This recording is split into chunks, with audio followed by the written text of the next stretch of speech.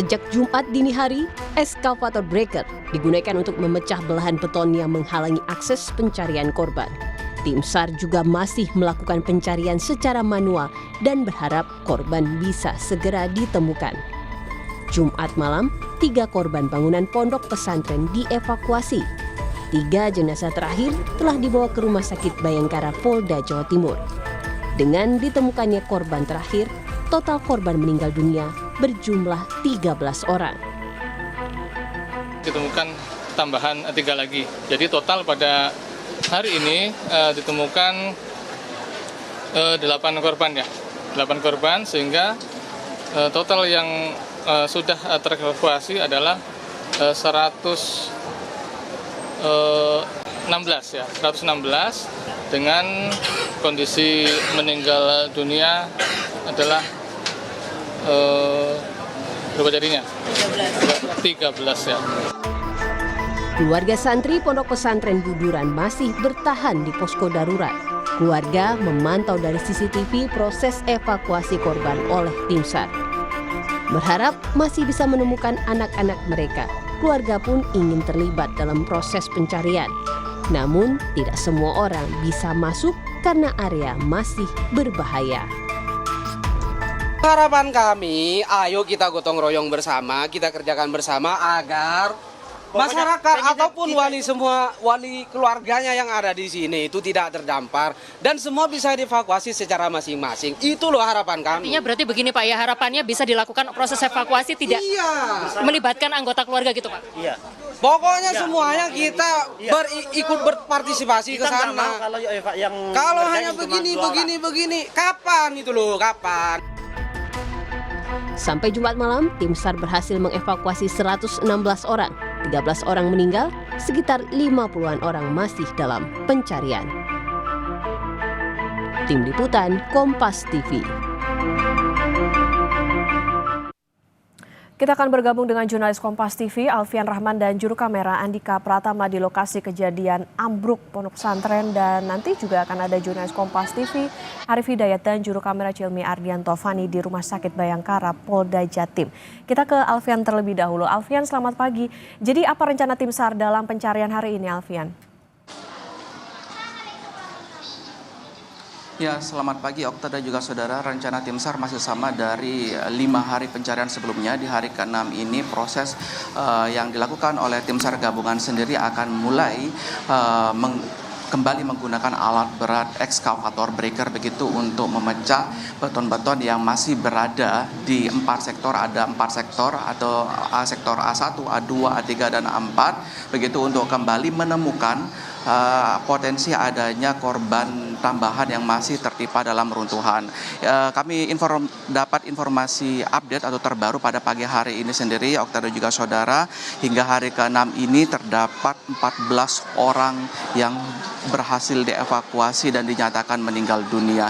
Jadi semalam ada pertambahan 1 orang lagi, yang semula 3 orang berhasil dievakuasi, begitu bertambah 1 orang menjadi 4 orang, dan ini merubah data pada pagi hari ini menjadi 14 orang meninggal dunia, sementara untuk korban selamat bertambah 1 dari 104 menjadi 103 menjadi 104, Okta dan juga saudara. Proses masih terus dilakukan, pertama untuk mendeteksi keberadaan dari korban-korban yang diduga masih terdapat dalam runtuhan bangunan. Setelah diketahui keberadaannya, kemudian dilakukan pemetaan. Selanjutnya adalah proses ekstrikasi begitu ya, atau melakukan pembebasan dari korban yang tertimpa tersebut. Setelah itu baru dievakuasi dan dibawa ke RS Bayangkara Surabaya untuk proses identifikasi lanjutan di postmortem begitu, Okta. Oke, pencarian sudah masuk hari ke-6 dan nantinya akan memakai alat berat, dan tadi update 14 orang sudah berhasil dievakuasi. Lantas Alfian, saat ini bagaimana komunikasi tim SAR dengan keluarga korban sejauh ini terkait dengan pencarian?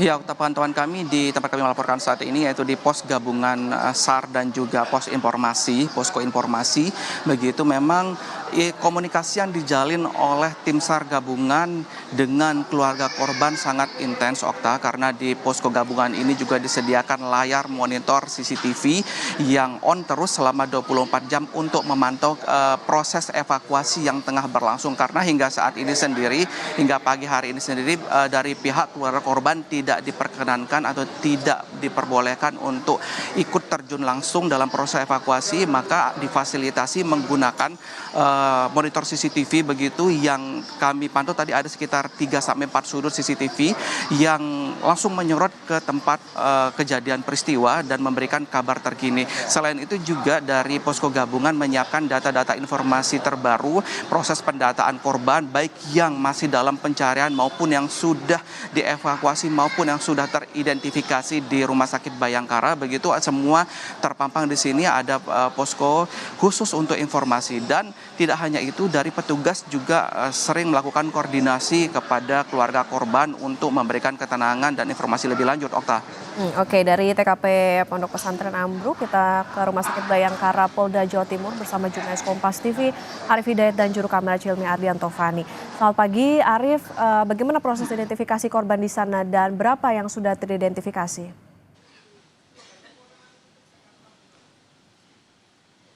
Selamat pagi Okta dan saudara. Di Rumah Sakit Bayangkara Polda Jawa Timur ini per pagi ini telah menerima 9 jenazah korban runtuhnya bangunan Pondok Pesantren Al-Ghazini Buduran Sidoarjo.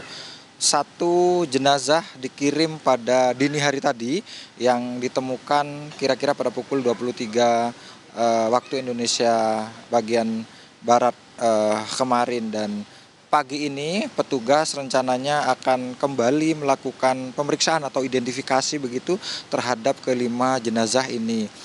Tim DVI seperti di tempat yang saya melaporkan pada pagi hari ini sangat berharap tambahan data atau masukan data dari keluarga korban, terutama data-data terkini seperti foto ataupun koleksi baju yang diketahui oleh keluarga serta tanda-tanda khusus yang melekat pada tubuh korban seperti tai lalat, bekas luka atau tanda lahir. Karena memang sebagaimana kita ketahui bersama, kondisi jenazah ini dikirim ke Rumah Sakit Bayangkara Polda Jawa Timur ini dalam keadaan rusak begitu, Okta.